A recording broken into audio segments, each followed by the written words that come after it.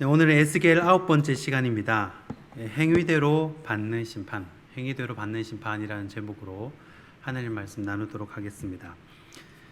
이 변호사나 이 판사 같은 법조인들에게 있어서 중요한 것 중 하나가 바로 이 판례입니다.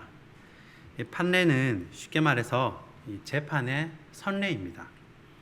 이런 죄를 지으면 보통 이런 죄를 받는다라는 이 본보기와 같습니다.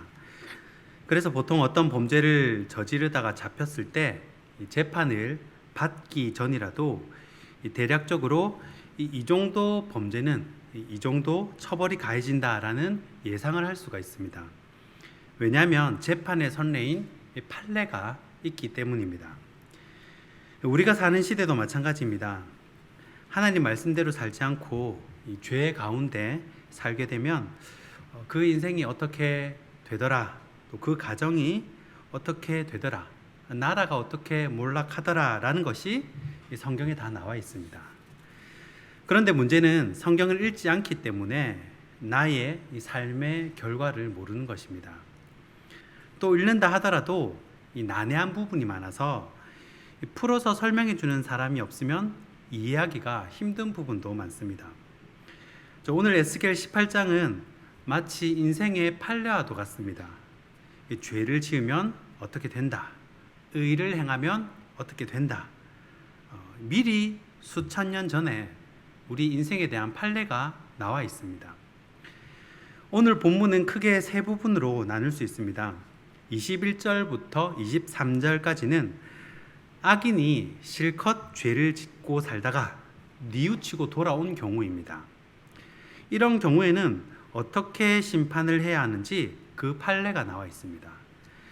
두 번째 부분은 24절부터 25절까지인데 이 부분은 의인으로 살다가 하나님 보시기에 참 의로운 삶을 살다가 뒤늦게 도둑질을 배워가지고 날 새는 줄 모르고 죄에 흠뻑 빠진 경우입니다.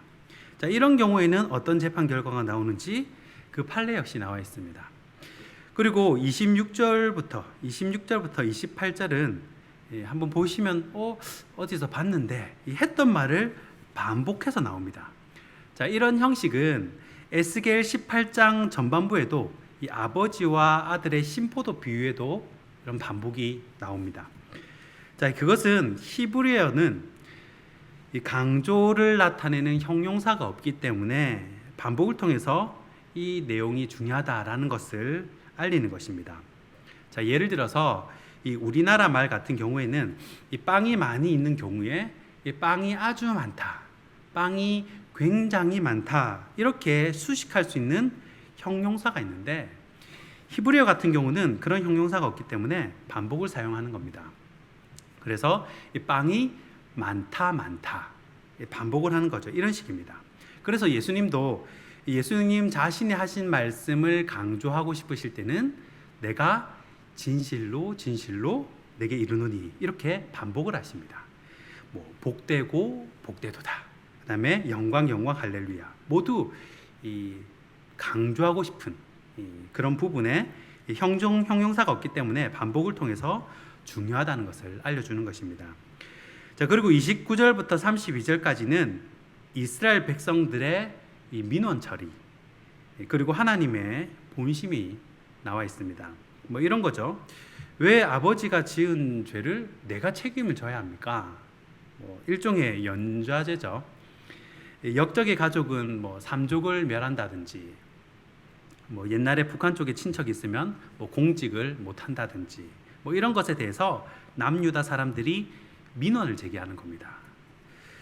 자, 그래서 오늘은 본문에 나온 몇 가지 판례들을 분석해보고 향후 우리 신앙생활 가운데 올바른 방향성을 갖는 유익이 있길 바랍니다.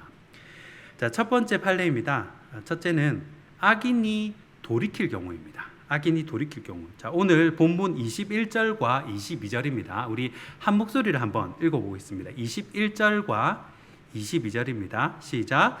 그러나 악인이 만일 그가 행한 모든 죄에서 돌이켜 떠나 내 모든 율례를 지키고 정의와 공의를 행하면 반드시 살고 죽지 아니할 것이라. 그 범죄한 것이 하나도 기억함이 되지 아니하리니 그가 행한 공의로 살리라. 아멘. 자, 여기 세상에서는 이해할 수 없는 신기한 법이 있습니다. 어떤 사람이 죄를 짓고 살다가 자기 행동에 잘못을 뉘우치고 그 일을 그만두고 이제 돌이켰다고 합시다. 길을 돌이키는 겁니다. 돌이킬 뿐만 아니라 하나님 나라의 통치를 받으면서 그 나라의 법대로 모범 시민이 되는 것입니다. 하나님 나라, 하나님 왕국의 그 법의 통치를 받는 거죠. 그러면 그 전에 지었던 죄는 하나도 기억조차 하지 않겠다는 것입니다. 자, 이렇게 되면 문제가 뭐냐면 분명히 억울한 사람이 생긴다는 겁니다.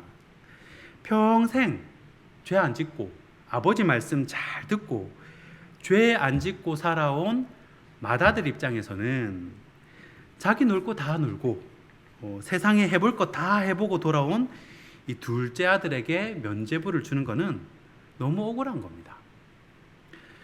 제가 중학교 때 중학교 고등학교 학생들이 자체적으로 만든 교회에 빌다스지라는 문예지가 있었습니다.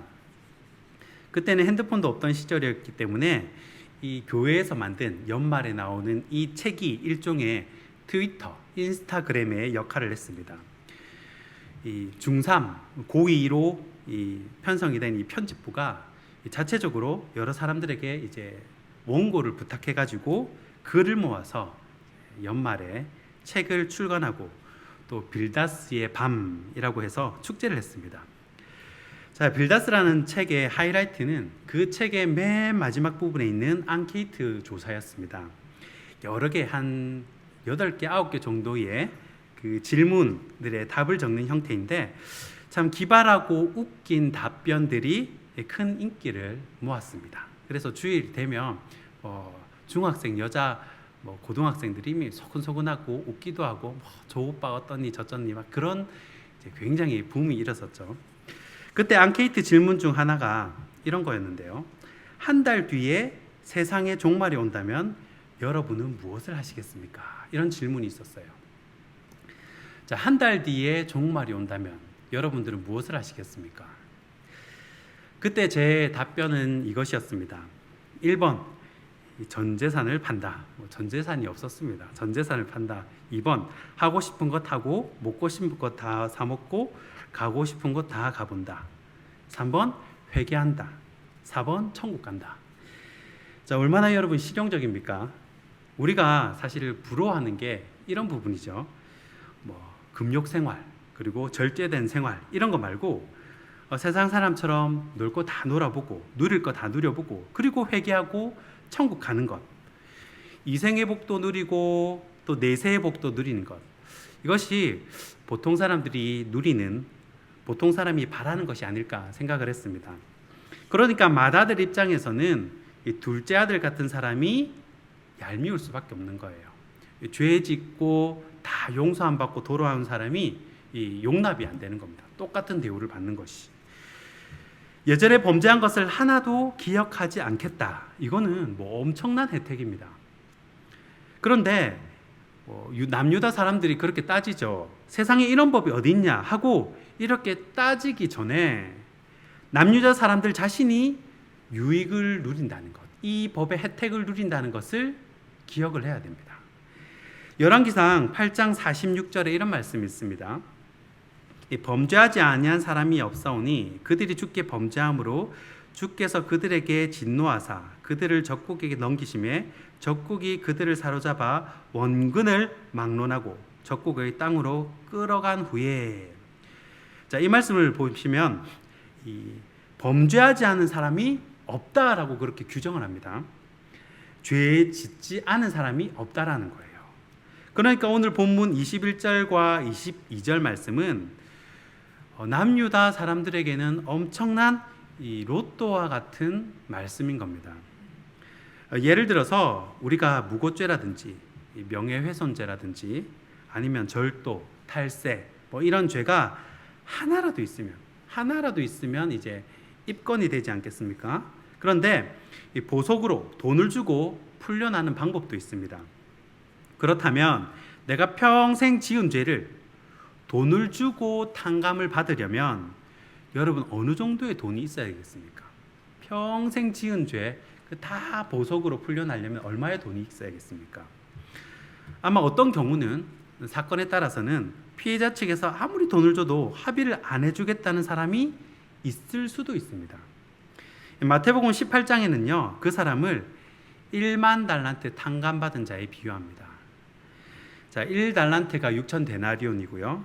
한 데나리온이 근로자 하루 품삯이니까 대략 계산을 하면요, 16만 4,384년 동안 한 푼도 안 쓰고 다 그 월급을 다 체납을 당하면 갚을 수 있는 금액입니다. 대략 16만 년 동안 일을 해야 갚을 수 있는 금액이니까 못 갚는다고 봐야겠죠. 우리 죄가 그렇다는 거예요. 이 죄값을 치르는 것이 그만큼 많이 비용이 든다는 거예요. 그런 엄청난 죄값을 회개하고 돌이키기만 한다면 기억조차 하지 않겠다라는 것은 엄청난 은혜라는 겁니다. 성경을 언어신학으로 볼 때, 언약신학이죠. 언약신학으로 볼 때 구약을 행위언약 시대로 보고 또 신약을 은혜언약 시대로 봅니다. 자, 그런데 오늘 말씀을 보면 구약의 행위언약 시대에도 은혜가 들어가 있고 또 신약의 은혜언약 시대에도 행함을 강조하는 걸 알 수가 있습니다. 그림자나 실체나 결국 본질은 같기 때문에 이 두부 자르듯 나눌 수가 없다는 것이죠. 분명한 사실은 그 탕감의 최대 수혜자는 바로 우리라는 것입니다. 자, 그러면 두 번째 판례는 뭐냐? 두 번째 판례는 의인이 돌이키는 경우입니다. 의인이 돌이키는 경우. 자, 오늘 본문 24절 말씀입니다. 오늘 본문 24절 말씀 우리 한 목소리로 함께 읽어보겠습니다. 24절입니다. 시작. 만일 공의로운 일은 하나도 기억함이 되지 아니하리니 그가 범한 허물과 그 지은 죄로 죽으리라. 아멘. 자, 두 번째 경우는 의인이 하나님 말씀대로 잘 살다가 뒤늦게 이렇게 도둑질을 배운 겁니다. 평생 교회 안에서 교회, 학교, 집 뭐 이렇게밖에 모르다가 죄의 달콤함을 맛보게 된 거죠. 새로운 우상이 신선하기도 하고 또 지루하지도 않고 또 법을 안 따져도 되니까 남의 눈에 눈물을 흘려서까지 이익을 취하는 것입니다. 그렇게 되면 처음에는 아무리 신앙생활을 잘하고 또 하나님을 잘 섬기던 사람이라 할지라도 그 범한 허물과 죄 때문에 앞에 행한 공의로운 일들이 하나도 기억되지 않는다라고 판결을 내리는 겁니다. 자, 성경에는 처음에는 겸손하게 말씀대로 살다가 나중에 타락하고 죄 가운데 빠진 사람들이 덜어 나옵니다. 자, 구약의 사울 왕이나 또 신약의 부겔로나 허모게네 같은 사람들입니다. 자, 인간이 타락하게 되는 이 근본적인 원인은 교만입니다. 교만. 우리는 다 지구에 태어나서 지구에서 살아가지만 이 지구 밖에서 온 두 존재가 있습니다. 바로 하나는 사단이고 하나는 예수님이죠. 자, 인간 타락을 설명하기 위해서는 이 천사가 타락한 원인을 알아야 됩니다. 이사야서 14장 12절부터 14절까지 말씀을 제가 한번 봉독해 드리겠습니다. 너 아침의 아들 계명성이여. 여기 계명성이 이제 사단을 상징을 하죠. 어찌 그리 하늘에서 떨어졌으며 너 열국을 엎은 자여 어찌 그리 땅에 찍혔는고. 내가 내 마음에 이르기를 내가 하늘에 올라 하나님의 무별 위에 내 자리를 높이리라. 내가 북극 지폐의 산 위에 앉으리라. 가장 높은 구름에 올라가 지극히 높은 이와 같아지리라 하는도다. 자, 지극히 높은 이와 같아지리라. 누가 그런 겁니까? 사단이 하나님과 같아지고자 했다는 거예요. 자, 이 사단이 어떻게 하려고 했냐? 하나님과 동등하게 하나님의 능력을 갖고자 했다. 이것이 타락의 원인이라는 겁니다. 뱀이 하와를 뭐라고 꼬십니까? 창세기 3장 5절에 그것을 먹는 날에는 너희 눈이 밝아져 하나님과 같이 되어 그럽니다. 이 타락의 원인은 이 불순종, 곧 교만입니다. 이 선악과는 하나님과 인간 사이의 이런 경계선입니다. 일종의 경계, 기준이에요. 너는 인간이고 나는 하나님이니 이 선을 넘어오지 말라라는 겁니다. 이미 에덴 동산에는 사랑과 은혜가 다 담겨 있는데도 사람은 하지 말라는 것에 관심을 두고 하나님과 같이 되고자 하는 교만이 바로 타락의 원인이라는 것입니다. 그래서 하나님은 겸손한 자를 좋아하시고 교만한 자를 멀리 하신다는 겁니다. 그렇기 때문에 우리 자신들은 육체를 쳐서라도 죄를 멀리해야 한다라는 겁니다. 사도 바울도 우리는 사도 바울 정도 되면 날마다 성령 충만할 것이라고 생각을 합니다. 그러나 이 사도 바울도 유혹을 받고 넘어지고 때로는 이런 사역들이 감당해야 할 사역들이 정말 부담스럽고 하기 싫을 때가 있었을 겁니다. 이 고린도전서 9장 16절에 사도 바울이 이렇게 얘기합니다. 내가 복음을 전할지라도 자랑할 것이 없음은 내가 부득불할 일임이라. 만일 복음을 전하지 아니하면 내게 화가 있을 것이로다. 아멘. 자, 보통 사도 바울이 복음을 전하는 것을 당연하게 생각할 수 있지만 그렇지 않다는 거예요. 자, 여기서 부득불이라는 말이 좀 어려워서 제가 사전을 찾아봤어요.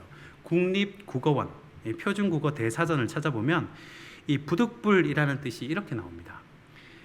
하지 아니할 수 없어 또는 마음이 내키지 아니하나 마지 못하여 이렇게 뜻이 나와요. 그러니까 사도 바울도 사역을 하는 것들이 마음에 내키지 않지만 억지로 할 때가 있었다는 겁니다. 왜 그런 경우 있잖아요. 마지 못해가지고 직분자라서 사역자라서 안 할 수는 없고 이 사도 바울도 똑같다는 겁니다. 그러니까 이 말을 다시 풀어보면 내가 복음을 전하는 것이 솔직히 자랑할 게 없다. 자랑할 게 없는 게 내 마음에 내키지는 않지만 마지 못해서 억지로 할 때가 많았기 때문이다라는 말이에요. 그런데 왜 그런 삶을 사냐는 겁니다. 세상에 재미있는 것이 얼마나 많고 얼마든지 편하게 살 수 있는데 왜 그런 삶을 사냐는 것이죠. 그런 삶을 안 살면 복음을 전하지 않으면 내게 화가 임한다는 겁니다. 다른 말로 하면 죄 가운데 빠진다는 것이죠. 다윗이 한가하게 옥상 정원을 거닐다가 죄에 빠집니다. 디모데후서 1장에 부겔로와 허모겐에도 바로 이런 경우입니다. 그래서 우리 믿음의 선배들은 이런 인간의 속성을 알기에 매일같이 이렇게 새벽 기도를 만들어 놓았나 이렇게 생각을 해봤습니다. 죄 지을 시간이 없는 것이 복이라 그랬죠. 교회에 올 일이 많고 또 교회에 할 일이 많은 것은 때로는 사도 바울처럼 부득불할 일일 줄 몰라도 그것이 울타리가 되어서 나를 지켜준다라는 것입니다. 여러분들은 지금까지 너무나 잘 달려오셨습니다. 그러나 남은 믿음의 경주까지 잘 완주해야 합니다. 여러분들이 행한 죄는 기억되지 않고 또 공의로운 일들은 영원히 기억되는 복된 성도들이 되시길 소원합니다. 마지막 세 번째는 하나님의 본심입니다. 오늘 본문 31절과 32절입니다. 우리 한 목소리로 함께 합독하겠습니다. 31절과 32절입니다. 시작. 너희는 너희가 보만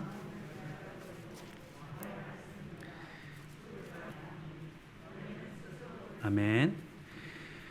자, 하나님의 본심은 악한 자라도 죽는 것을 기뻐하지 않는다라는 겁니다. 자, 한 영혼이라도 돌이키고 구원받기를 원하시지 죽기를 원하지 않는다라는 것이죠. 그러기 위해서는 마음과 영을 새롭게 해야 합니다. 마음과 영이 바뀌어야 행동이 바뀌기 때문입니다. 이 마음이 악하면 말도 악하게 나오고 행동도 악하게 나옵니다. 하나님을 사랑하는 마음이 먼저 있어야 행동도 그렇게 나온다라는 것이죠. 우리가 에스겔 또 그 이전에 예레미야, 이사야 선지자를 쭉 살펴왔지만 주로 왕과 선지자의 관계가 눈에 많이 들어옵니다. 왕과 선지자의 관계. 그렇죠? 예를 들어서 시드기야 왕이 예레미야 선지자를 대하는 태도를 보십시오. 자기 마음에 안 들면 시위대 뜰에 가두고 또 진창에 집어넣고 그러다가 자기가 급하다, 다급하다, 필요하다 그러면 꺼내줬다가 다시 또 때리고 그럽니다. 굉장히 함부로 대하죠. 그게 곧 시드기야 왕이 하나님을 대하는 태도라는 것입니다. 약자를 대하는 태도가 그 사람의 영성이거든요. 왕은 물리력을 행사할 수 있습니다. 사실 그게 무서운 건데, 그러니까 이 엘리야 선지자도 이세벨 여왕의 이 물리력, 이 위협에 낙심하고 광야로 도망가서 죽기를 구하게 됩니다. 반면에 다윗을 보면요, 선지자의 말이라면 진짜 하나님의 말씀처럼 그렇게 받습니다. 이 사무엘하 12장에 보면 나단 선지자가 다윗에게 가가지고 이 다윗의 비밀, 이 정권에 치명타를 줄 수 있는 치부를 다 드러냅니다. 간음, 살인 교사 다 드러내죠. 이 나단 선지자는 이때 잠깐 등장하고 다른 성경 어떤 곳에서 등장하지 않습니다. 그러니까 예레미야나 에스겔이나 이런 유명한 선지자는 아닌 거예요. 그런데도 다윗은 나단 선지자의 말에 이 눈물로 이불을 적시며 회개를 합니다. 다윗은 그 마음에 하나님을 사랑하는 이 순전한 마음이 있었다는 것입니다. 결국 하나님은 마음을 원하십니다. 우리 마음이 하나님께 향하는 것을 원하신다는 거예요. 그래서 31절 말씀에 어찌하여 죽고자 하느냐, 그러니까 이 죽으려고 용쓰지 말고 생명의 길, 소망의 길, 사는 길을 선택하라 라는 것입니다. 말씀을 맺겠습니다. 오늘 본문 22절 말씀이 참 개인적으로 굉장히 위로가 되었습니다. 본문 22절에 그 범죄한 것이 하나도 기억함이 되지 아니하리니. 여러분, 이 말씀이요 미가서에도 똑같이 나옵니다. 미가서 7장 19절에요. 다시 우리를 불쌍히 여기셔서 우리의 죄악을 발로 밟으시고 우리의 모든 죄를 깊은 바다에 던지시리이다. 아멘. 사실 이 말씀의 최대 수혜자는 바로 저와 여러분인 줄 믿습니다. 하나님은 어떻게든 우리를 구원하시기 위해 이 통로를 계속 만들어 주세요. 이 기회를 자꾸 주십니다. 행위대로 받는 심판이지만 뉘우치고 돌아오는 자에게는 그 죄를 깊은 바다에 던지시고 이 과거의 부끄러운 죄, 잘못을 기억조차도 하지 않겠다고 말씀하십니다. 그 사랑에 하나님을 꼭 붙드시고 의인으로서 믿음의 경주를 끝까지 완주하는 저와 여러분이 되길 주님의 이름으로 축원합니다. 기도하겠습니다.